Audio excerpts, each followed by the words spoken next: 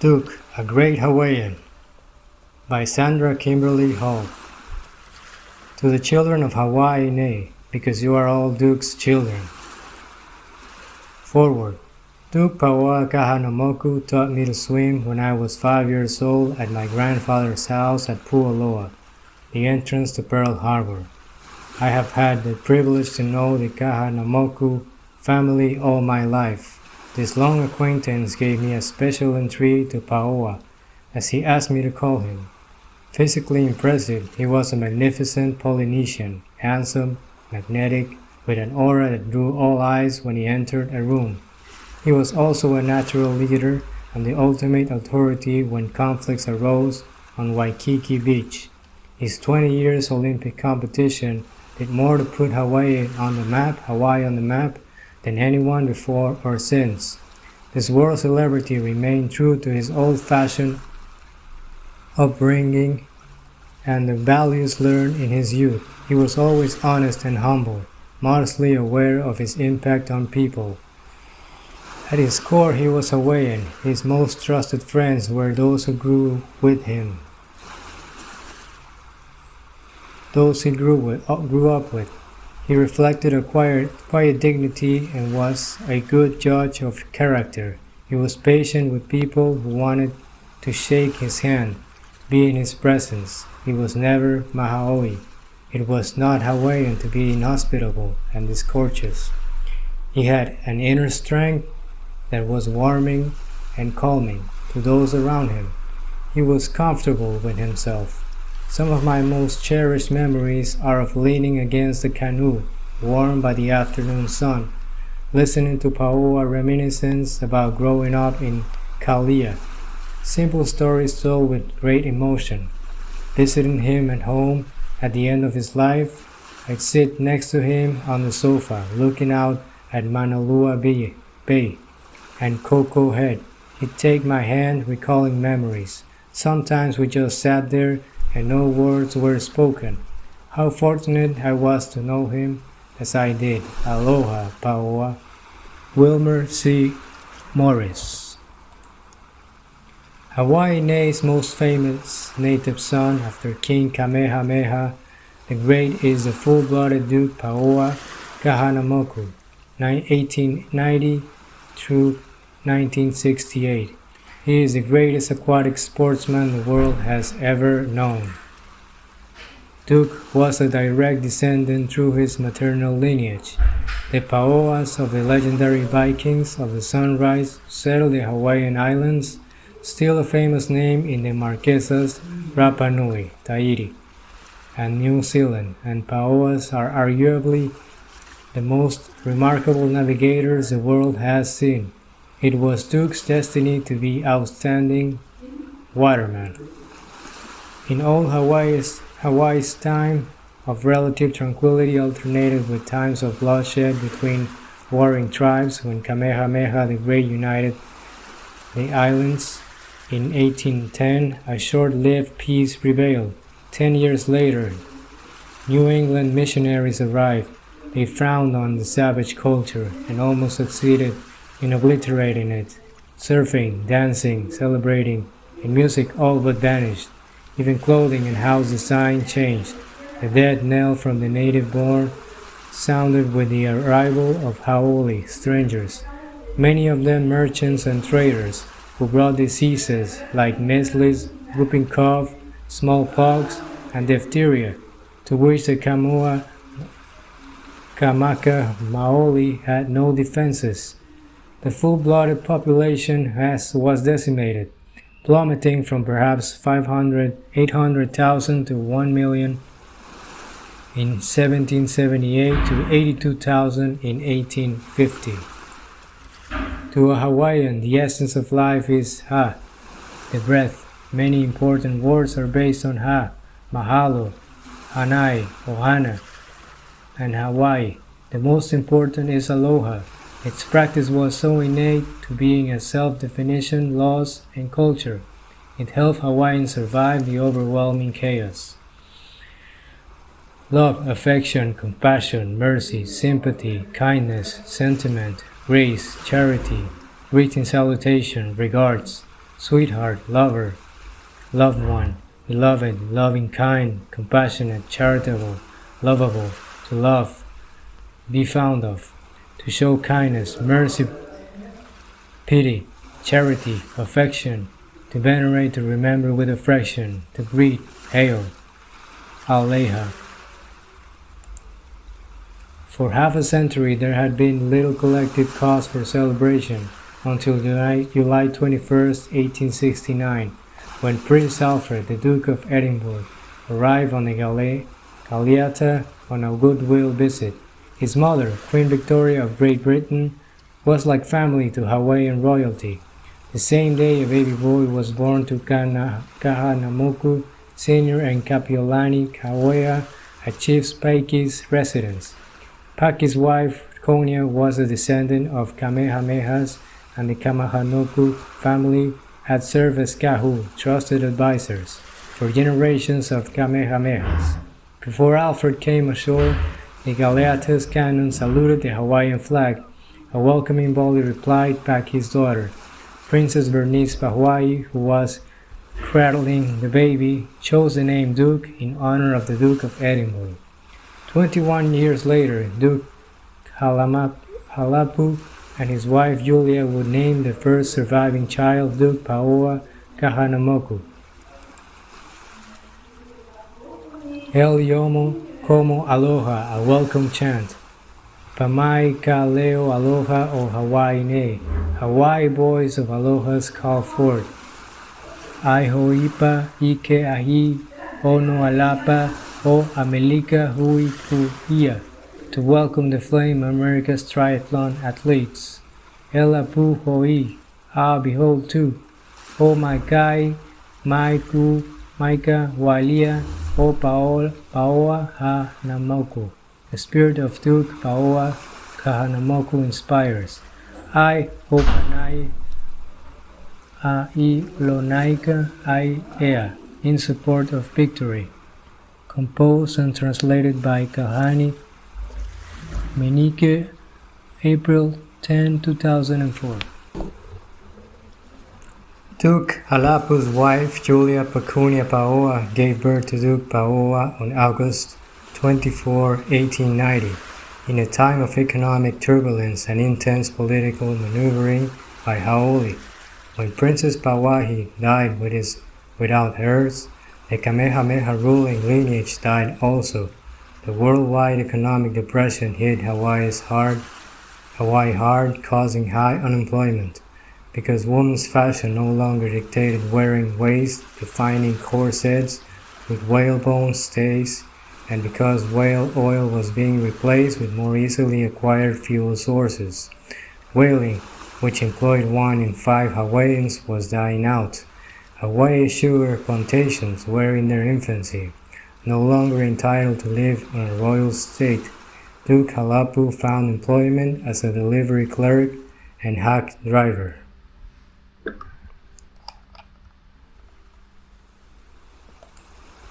In 1891, when Duke was 5 months old, King Kalakua died. Hawaiians agonized over whether the monarchy could survive. While Haole clamored for change, Honolulu was tense, whisperings and fleeting shadows in the streets at night, and uninformed armed militia marching in the day. In 1893, the young Kahanamoku family moved to Kalia, Waikiki, to live near Julia's parents and her Paoa Ohana. At one time, more than 100 Paoas were living in Kalia. Duke counted 31 Paoa cousins, instant playmates of his own generation. None of the homes were fancy like the merchants' homes in downtown Honolulu, but the sea and the land produced a cornucopia of crabs, opihi, fish, squid, limu, octopuses, taro, coconuts, bananas, and sweet potatoes. Over time, the ancient fish ponds became rice fields and duck ponds, which drained into the stream that cut across the Paoa land and emptied into mud flats that stank at low tide. Today, the Hilton Hawaiian village occupies much of this land. Paoa, iwi, rest beneath the Hainea that sustained them. Political unrest escalated. It was hard to determine from one week to the next what was happening. A mild storm swirled within and without.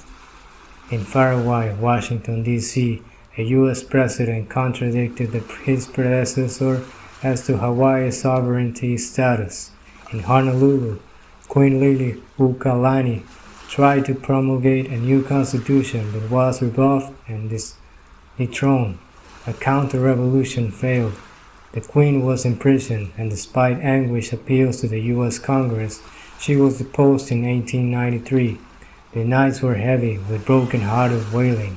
No longer an independent nation, Hawaii became a provisional republic. Duke was probably oblivious to the turmoil, or maybe it prepared and steeled him for what would later come. By the time of Duke's death in 1968, he had lived through the monarchy, provisional republic, territory, martial law, and statehood. Duke was a typical keiki, frolicking in the sand, climbing trees, playing with his cousins. He learned to swim naked, not much for more than a toddler, the old way. My father and uncle just threw me into the water from an outrigger canoe. I had to swim or else, and he learned to surf by trial and error. We keikis taught each other. Before the missionary surfing, perfected over hundreds of years, was an integral part of Hawaiian life. To be a wave warrior was to be a hero. Surfing stories were woven into myths and legends. Boards were expertly crafted, highly prized, cared for, and handed down through generations. Although surfing was not totally extinguished, it had all but disappeared in a generation. In 1898, an observer saw just one surfer at Waikiki. At the turn of the 20th century, a handful of individuals experimented again with surfing, asking the kauna to share their knowledge. When he was 7 or 8 years old and could competently swim and surf to expend every possible moment in the ocean, his playground, there were shells to dive for, octopuses to spear, rock pools to explore, and underwater breath-holding contests. He also learned to body surf and to dive. The older children supervised the little ones. There was always something special to see. Floating on his back, the misty rain curtains and rainbows over the Ka'alu mountains, or lying on his board, the tall masted ships with billowing sails gliding in from the farthest corners of the globe on the horizon. Much was expected of a person who bore the same paoa or the name Kahanamoku, and even more was expected of a person who carried both of these names and was the first surviving hiapu, grandchild of the two mighty lineages, Kuno Ikeka, like father, like son. At 6 years of age, Duke began kindergarten. Teachers caned students to remind them to speak only English. In Melifu's Hawaiian language was Kapu'van. After elementary school, he attended the Kamehameha Industrial School for Boys, but quit before graduating. In a Lowell Thomas radio interview on July 27, 1949, he said that he spent his time after school trying to earn money, selling newspapers, shining shoes, carrying ice, and doing just about anything that would bring in some pocket money. His father now worked at the Honolulu Police Department.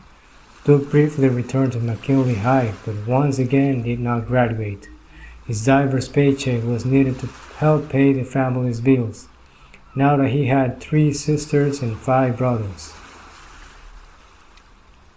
Serene Waikiki changed forever when the Manua Hotel opened in 1901, and explosive changes continued through the decade.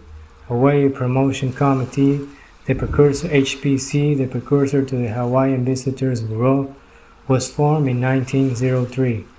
A steady stream of journalists arrived, including best-selling author Jack London, who wrote about the new sport of surfing, political and economic stability, and an influx of new population led the merchants building homes along Waikiki, restricting public access to the beach. In 1907, George Freed, Duke's mentor, left for California, where he taught the locals to walk on water. He promoted boat surfing in Hawaii and paved the way for Duke's visit to California. The Outrigger Canoe and Surf Club was formed by Hawaii in 1908 to ensure both beach access and that the native sports did not die out. The same year, in defiance and being excluded from the Hawaii Outrigger and to have their expertise recognized, a group of young, mainly Kanaka Maoli, but also Apa Haoli and Haoli formed the Hui Nalu Club of the Waves. Duke was member number 2. Tourism grew steadily. HPC reported that 1909 was its best year ever, with its average and 300 visitors per month. In 1910, an event of interest exclusively to Hawaii's would change Duke's life, and would reverberate worldwide. After lengthy debate, Honolulu's many sports clubs voted to create the Amateur Athletic Union Hawaii. Its creation made Hawaii's athletes eligible for AAU national participation and maybe one day participation in the Olympics.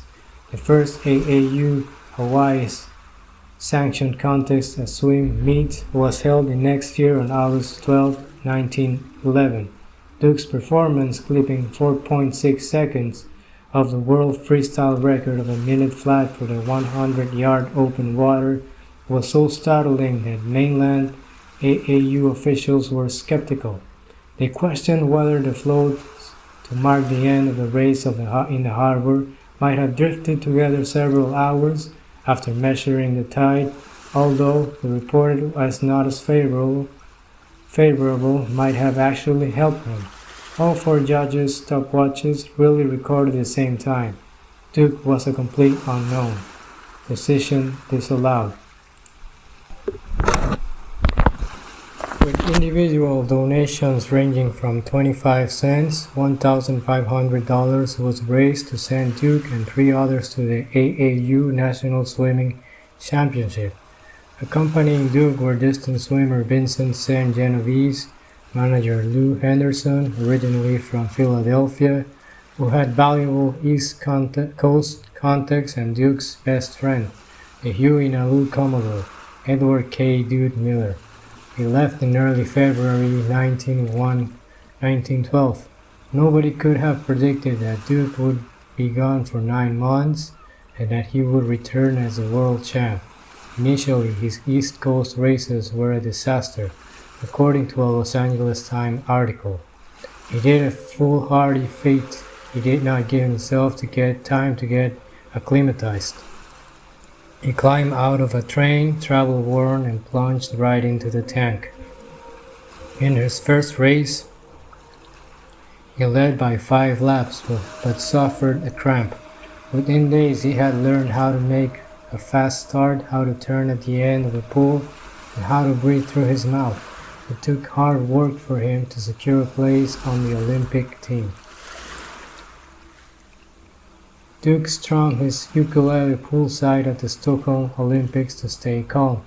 The competition at his first Olympics would be fierce in the 100-meter freestyle, especially from the Aussie champ Cecil Healy. Duke won his heat, but there was a snafu when Duke and others did not show up for their semifinal race. Healy could have snared the goal, but he petitioned the judges to reschedule Duke's semifinal race. When they declined, Healy refused to swim. The judges faced a unique dilemma and relented.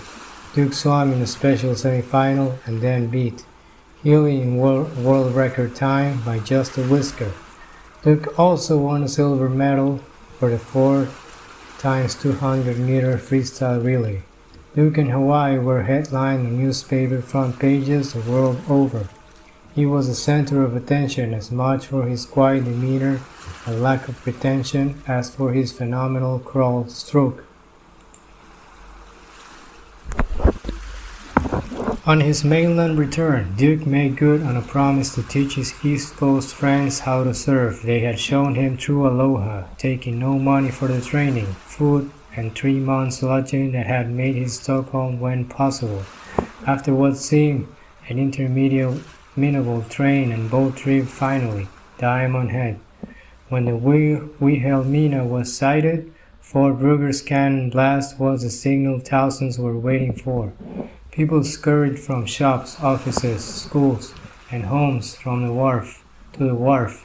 Trains, docks, and the factories blew their whistles. The Honolulu Star Bulletin reported that Duke had lost none of the modesty that won him hosts of friends everywhere he went. It only dawned on many of his fellow passengers who he was when the boat steamed into the harbor. Duke was hired as a rodman surveyor for the Honolulu Water Department. After work, he was a familiar sight, training at Waikiki. Honoluluans finally got to see how he measured up against mainland champs in June 1913. Not one but 3 surveyors measured the harbor course to avoid a repetition of 1911. Duke did not disappoint the fans. He set a new world record for the open water 100-yard freestyle, broke Hawaiian and national records for the 50-yard and 440-yard, and won the 220-yard race. Spectators threw their hats into the air, waved handkerchiefs, and yelled till they were hoarse. Then he was off to California in July for the Pacific Coast Swimming Championship. Newspaper headlines proclaimed the Duke visits. He thrilled a crowd of 6,000 in his first race, demolishing the 75-yard freestyle world record, broke his own world record for the 100 freestyle, won the 440-yard freestyle, the 220-yard freestyle, the 50-yard freestyle, and the 50-yard backstroke. He had launched a revolution. Everybody wanted to learn the Kahanamoku kick. Duke and Freed traveled to Los Angeles and wowed the crowds with their surfing. Duke decided if he were offered a job, he would relocate to California. 1914 dawned uneasily with the planet teetering on the brink of war. Even Hawaii was affected when German ships were seized in Honolulu Harbor. For the last time before the Great War, mainland champs came to swim in the annual Mid-Pacific Carnival. In June and again in October, Duke headed a Hawaiian contingent that competed at San Francisco's Trebats. Duke, Hui, Nalu, and Hawaii once again proved they were the world's best swimmers. Duke visited Australia to keep his 1912 Olympiad promise. A world-class sprinter, George Cunha, accompanied him. They were well matched, making the races very exciting for the spectators. More records were broken in 1914 and 15 than in any other season in the Australian Swimming Association's 24-year history. Although Duke participated in more than 50 races, he is best remembered for his surfing freshwater a Sydney Beach Christmas 1914. Australians certainly knew about surfing before Duke's 1914-15 visit. Before air travel, passengers en route to the United States stopped in Honolulu for a week or more, but the different shore breaks at home made Aussies' attempts to surf shoot futile.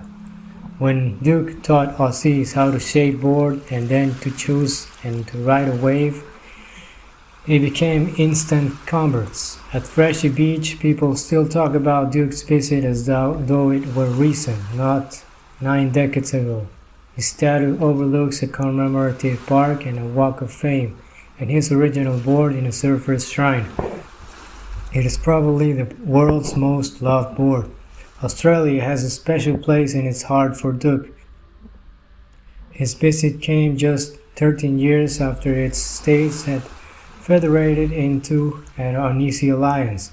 He helped the nation forge its identity, largely based on sports and its relationship to the round surrounding ocean. Then he visited New Zealand, broke his own world record in a 50-yard freestyle, and reintroduced surfing. A high point was meeting his Polynesian king, the Maori. In the 1916 Berlin Games, for which Duke and others had trained for 4 years, were cancelled. To suit Hawaii's crushing disappointment, Honolulu was invited to host the 1917 AAU National Championship in the fall. 8 Illinois champions visited.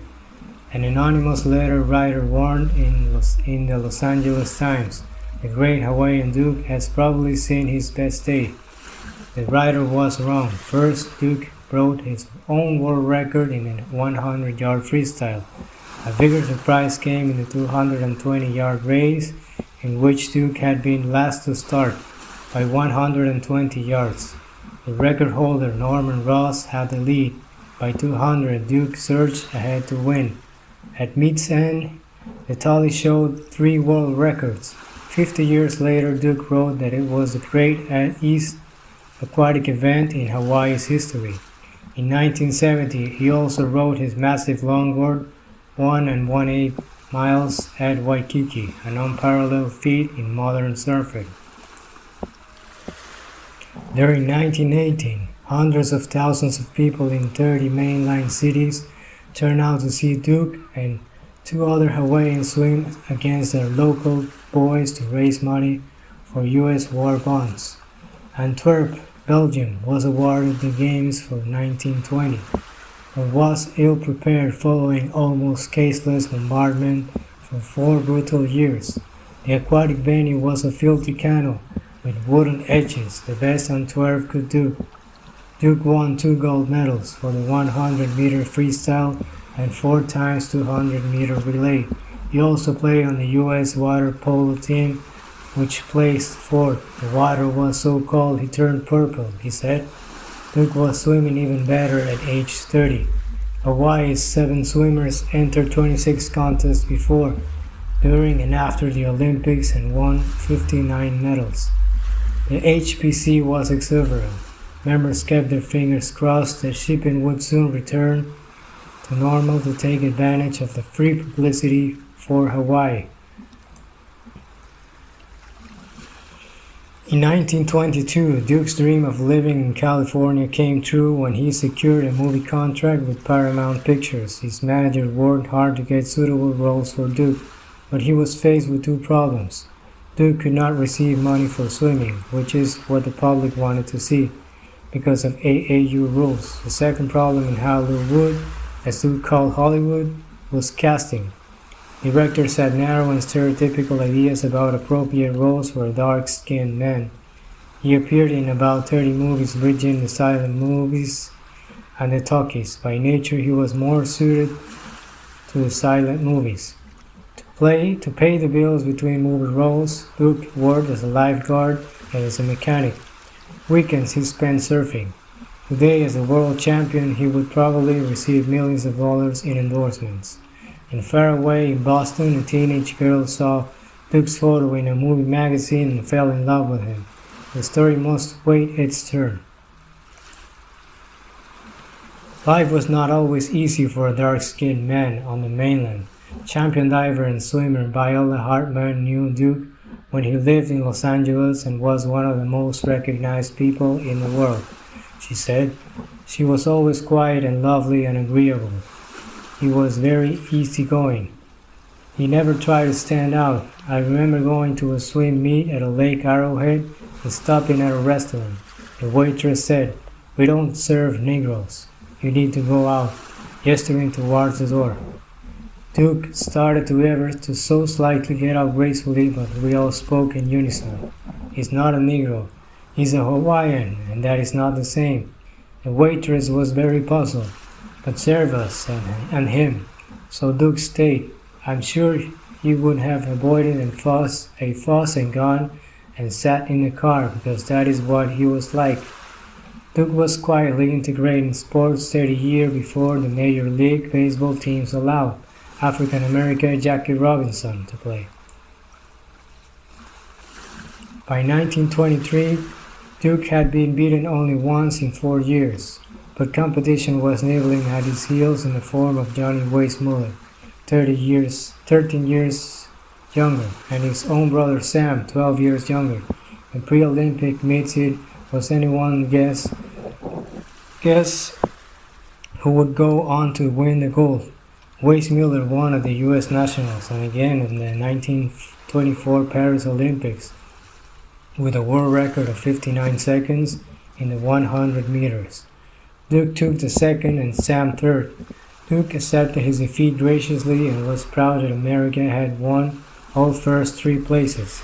Duke historian Errol Maikahi Napamaikala then says, most Olympic swimmers compete in the first Olympics as teenagers and retire well before they are 30. Duke was an exception. He was unusually old to be an Olympian. He competed in his first Olympics and won his first gold medals at age 22. He competed in Olympics until he was 42, with qualifying times as good as or better than those of his younger days. His span of 21 years of Olympic participation is not likely to be beaten in aquatic sports or perhaps in any sports. The New York Times crowded after the Games. A generation ago, swimming was not a special American accomplishment. They quoted a French official who said, "The Paris Olympics 1924 now looked like an American holiday." The United States won 13 of 17 swimming events, a total of 217 points, far ahead of the next 3 countries combined. The United States must appear as a Superman nation to the crowd at the Games. The credit, of course, belonged mainly to Duke, who had electrified interest in swimming 1912. The new world champ, Johnny Weissmuller, acknowledged this. "I learned it all from him." He and Duke, the champ, whose throne he usurped, became the lifelong friends, which rarely happens in any sports. One weekend in June 1925, Duke was at Corona del Mar with several surfing friends. They watched the Telma, a 40-foot, 5-ton for-hire pleasure yacht, leave the Newport breakwater. Subtly mountainous waves swept 17 fishing buddies overboard. Duke and his friends paddled out to the flailing men. Duke made 3 trips to and from the beach, rescuing 8 men. Owen Hale and Harold Belty rescued another 4. 5 bodies were retrieved. The Newport police chief said, "The Duke's performance was the most superhuman rescue act. Many more would have drowned, but for the quick action of the Hawaiian swimmer." In his autobiography, Duke wrote, "Good sometimes comes from the worst of tragedies." Boards became standard equipment on the emergency rescue trucks as well as at the towers. Duke had his sights set on the 1928 Amsterdam Olympics. His speed was improving and maybe he could catch Weissmuller. His dreams were dashed when he got sick and he did not make the U.S. team. Then the movie studio cut back because of the Great Depression. He was uncertain what to do. He visited Honolulu, which, with much fanfare, to christen the Waikiki War Memorial Natatorium on his 37th birthday in 1927. William Rawlings, one of the AAU Hawaii's pioneers, said, "Opening the natatorium without Duke would have been like having a luau without poi, leaving out the main ingredient." The Hawaii state legislature appealed to him to return home, but he discovered that the promised position as superintendent of the new city hall was a janitor's job. He was the butt of jokes. Then he was unceremoniously kicked out by the newly elected Democratic majority on the Board of Supervisors. Friends helped him lease 2 service stations. Once again he was ridiculed when the former world champ pumped gas and cleaned windshields. He seemed to take it in stride. Fortunately, he had his ohana, his friends, and a new interest, surfboard designs.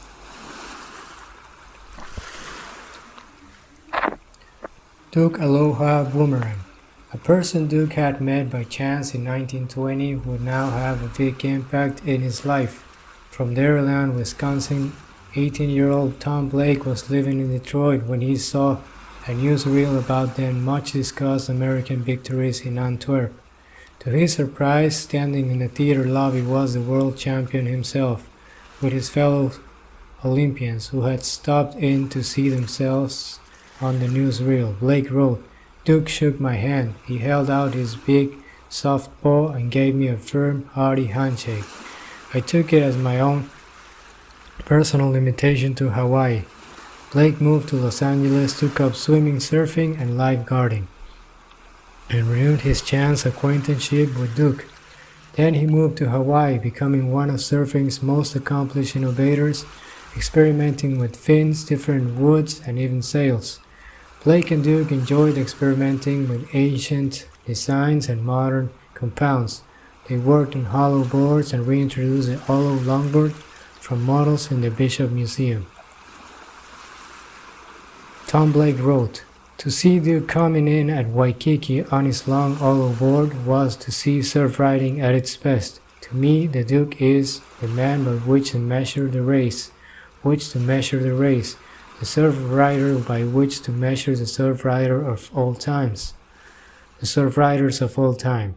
Now he was home. Duke rarely missed a day without going swimming, surfing, or body surfing. The ocean kept him centered. It washed away any hurts and cleansed his spirit. In a San Francisco Chronicle interview, Duke gave his advice to youngsters afraid of the sea. "Relax, let your muscles be soft. When they tighten up from fear, you are as heavy as a rock and you sink. Controlled breathing, more than anything else, is the secret.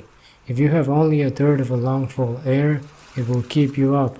Duke's niece, Joanne Kahanamoku, said that Duke liked nothing better than to be with his ohana and to eat traditional foods, no matter which famous celebrity he had just dined with. At one fancy restaurant, poi lumi lumi, corned beef, chopped onion, and a strawberry orange soda tasted best to him. At age 42, Duke played as an alternate on the U.S. water polo team at the Los Angeles Olympics, winning a bronze medal. This brought his tally to 6 Olympic medals, and he still held a world record after 21 years for the 50-yard freestyle. What did the future hold in store? Although his Olympic and Hollywood careers were behind him, he was continuing his role as a Hawaii's unofficial unpaid Ambassador of Aloha. In 1934, he crewed on Harold G. Gillingham's yacht, which won the grueling Trans-Pacific race. It was probably during this trip that a bug was put into his ear about running for public office.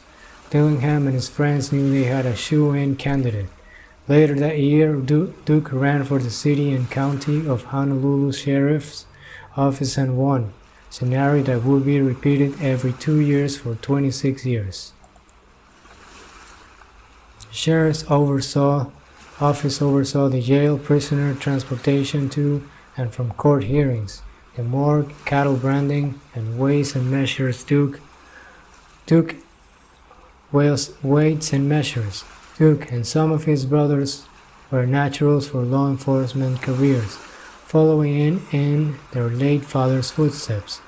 His campaign platform, delivered in both Hawaiian and English, was always the same: "We urgently need a new jail to replace the one we're in," built in 1857. He persevered, and a new one was built in 1962.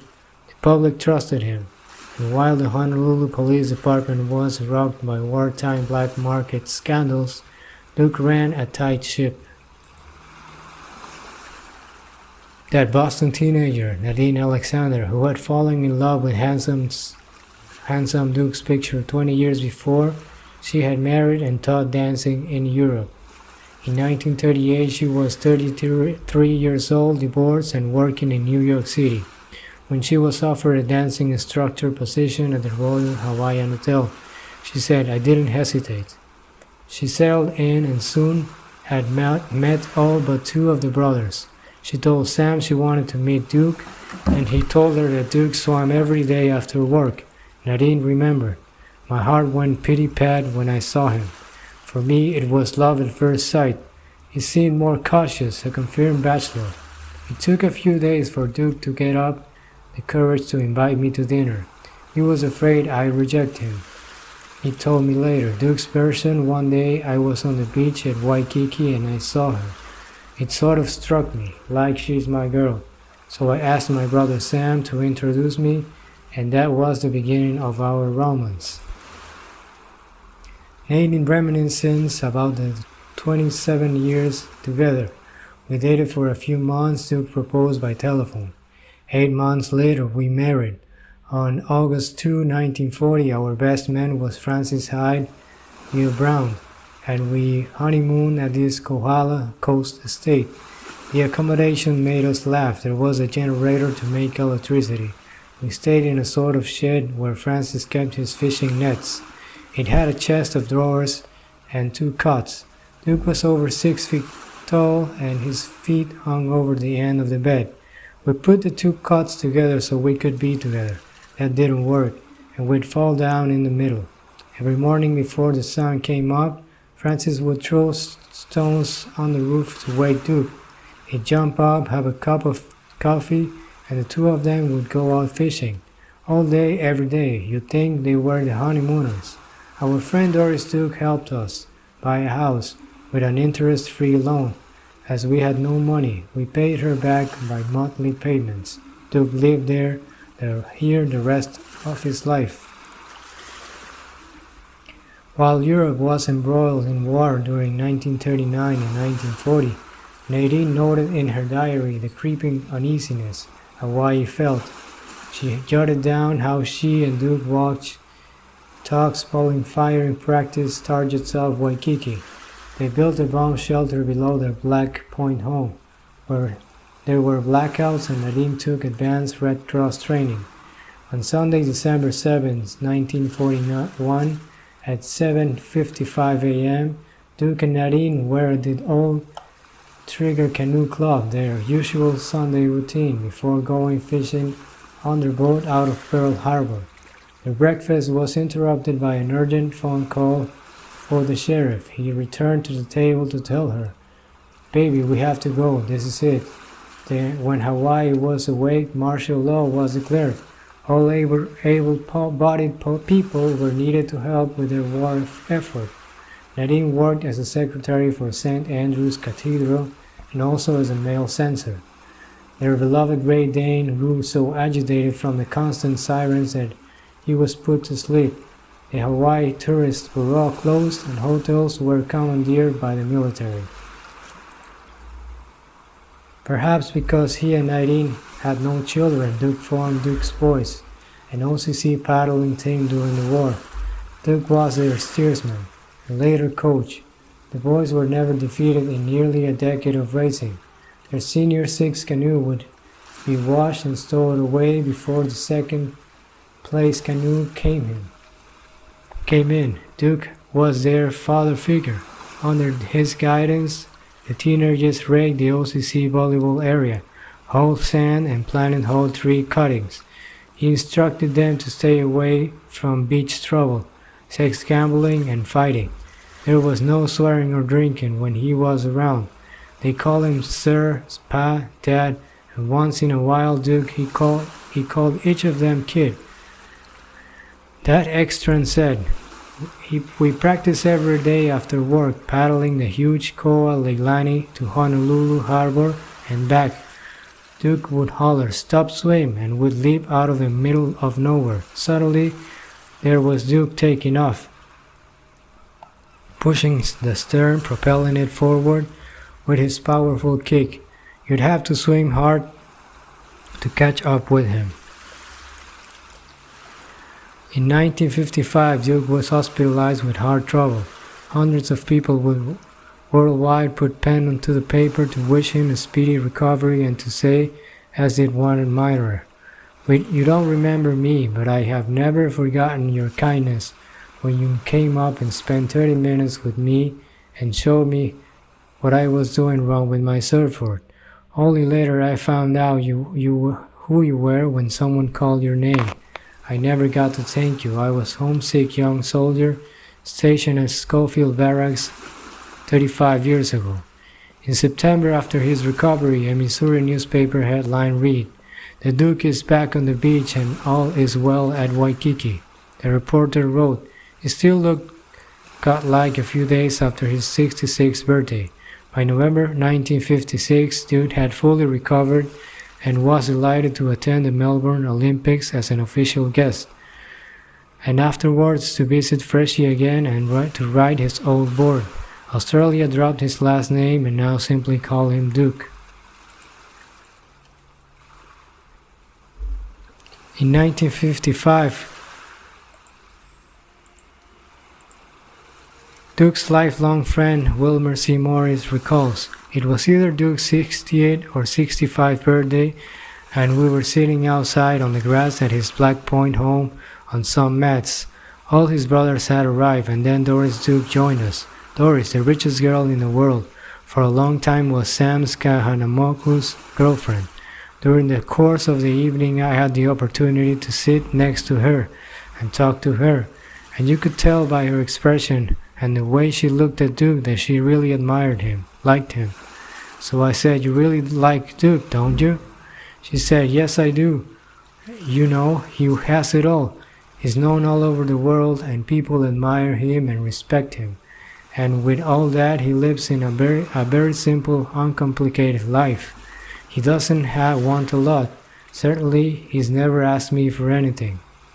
Creed of Aloha. In Hawaii, we greet friends, loved ones, or strangers with aloha, which means with love. Aloha is the key word to the universal spirit of the real hospitality which makes Hawaii renowned as a world center of understanding and fellowship. Try meeting or leaving people with aloha. You'll be surprised by their reaction. I believe it, and it is my creed. Aloha to you. When Hawaii became the 50th state in 1959, Duke's sheriff's position was abolished. He now became the official state of Hawaii's Ambassador of Aloha, which had been his lifelong crusade. He welcomed politicians on the wharf or airport, took celebrities canoeing or on around Oahu tours, was honorary marshal or honorary judge at countless events. He visited the Far East with Nadine in Stockholm. He received the symbolic key to the city where thousands remember him for half a century before. Always Duke lived with aloha and promoted Hawaii. He was held by his good friend Arthur Godfrey, whom he met in the 1940s when Godfrey was stationed with the Navy in Hawaii. Godfrey later became the most well-known radio and television personality in the United States. Through the 1950s and 1960s, Godfrey had helped publicize Hawaii. He also helped Duke improve his financial condition by introducing him to manufacturers. Duke developed a line of aloha clothing, highly sought after by collectors today. The New York Post called his bright hues Hawaii hallucinations. Everyone, crooner Bing Crosby, President Harry Truman, started wearing them. They were casual and could be worn over a belt. The straight cut along the bottom seam was Duke's idea. By 2004, surf clothing would be a $6 billion industry, forever linked to Hawaiian designs. They had a pact: whoever died first, the other would deliver his friend's eulogy. Duke joined with some entrepreneurs to launch Duke Kahanamokus at the international marketplace on Kalakaua Avenue. In the early 1960s, it became one of the most popular tourist luau's and watering holes. Duke was the official greeter. The restaurant added little to his financial security.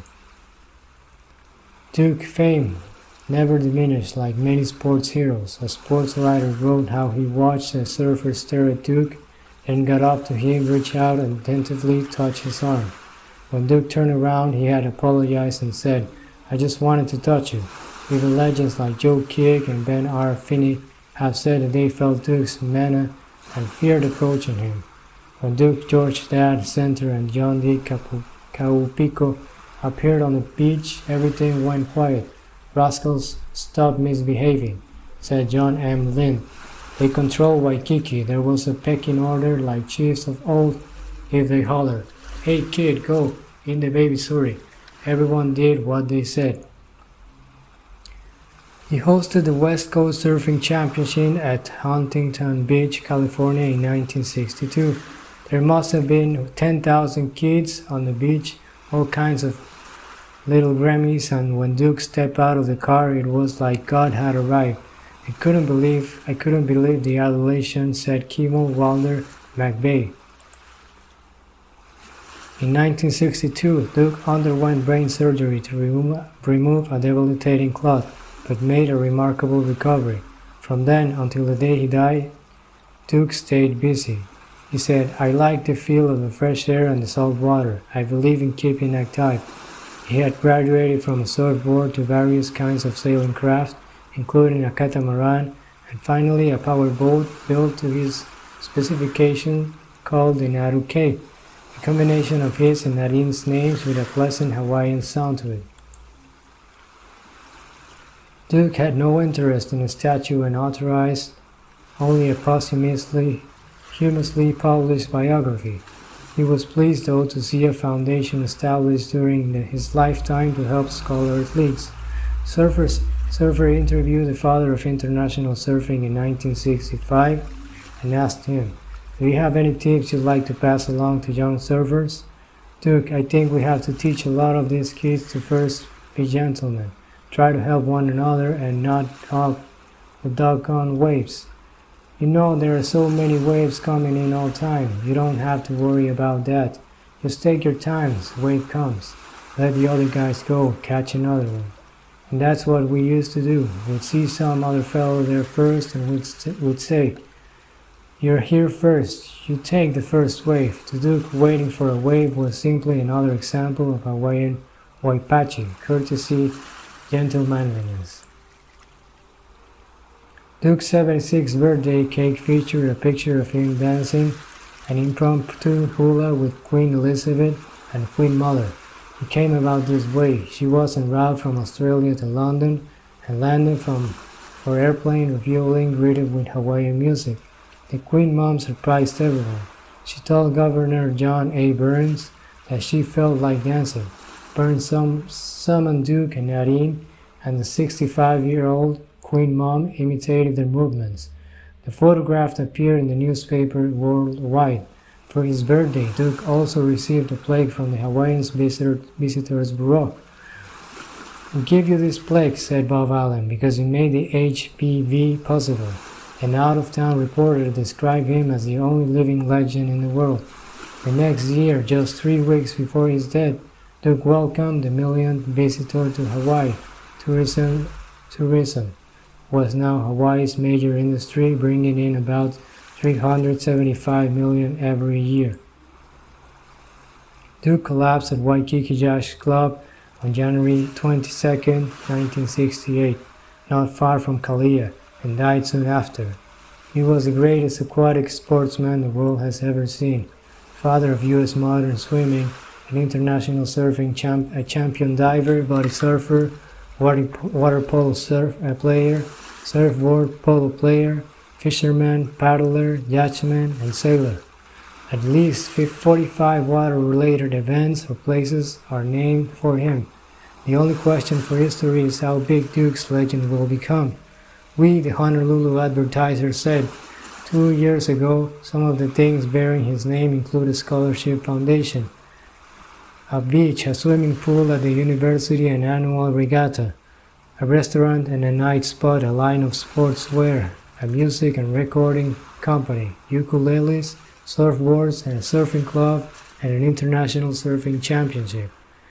But far more important, it's perpetuating Duke's spirit, the friendly, modest young Hawaiian boy whose real accomplishments won the respect of the world. the older man who carried his legend with modest dignity. These are our goals, all might seek. Duke must always be a part of Hawaii. We must never lose him in spirit later. Died Duke Kahanamoku, 77, Hawaii's fabled swimmer, surfer, and an all-round citizen. His name might as well have been king. Age never daunted him. To the last, he was a symbol of the island, surfing, swimming, and appearing as the 58th state's official greeter. Spark Matsunaga told Congress, just as Diamond Head symbolized the geography of Hawaii, Duke symbolized the people of Hawaii. More than any other individual, he represented what other people throughout the world pictured the true Hawaiian to be: friendly, cheerful, athletic, tall and handsome, someone you wanted to get to know better. He made you proud to be even just an acquaintance of his. The legendary Duke sold Hawaii to the world, and in so doing became a citizen of the world Hawaii. The United States and the whole human race have lost a true champion and a rare specimen of a man. Arthur Godfrey delivered the eulogy at Duke's funeral 5 days later. Duke was a soul of dignity, but he could be a mischievous, delightful boy at heart. He was unassuming, reticent, almost shy. Flattery rolled off his back like spoon from a wave. He retreated from fawning phonies, politely but firmly. It was a wonderful world of water that gave Duke his relaxed, inviolable peace of mind. That great physical strength alone would never have won those titles for him. He had known defeat, but he had persevered with great courage. Beach Boy ceremonies were held on the beach in front of a Royal Hawaiian hotel, near where Duke had surfed, trained, swum, frolicked, played ukulele, first met Nadine. Waikiki was so muted, dark, it was almost unrecognizable. Storm clouds hovered while the outrigger canoes paddled out beyond the reef. Rain, tears, and spray commingled and streamed down Mourner's face. The canoes formed an embracing circle, and Duke's ashes and lay tributes were placed in the sea. Duke returned home.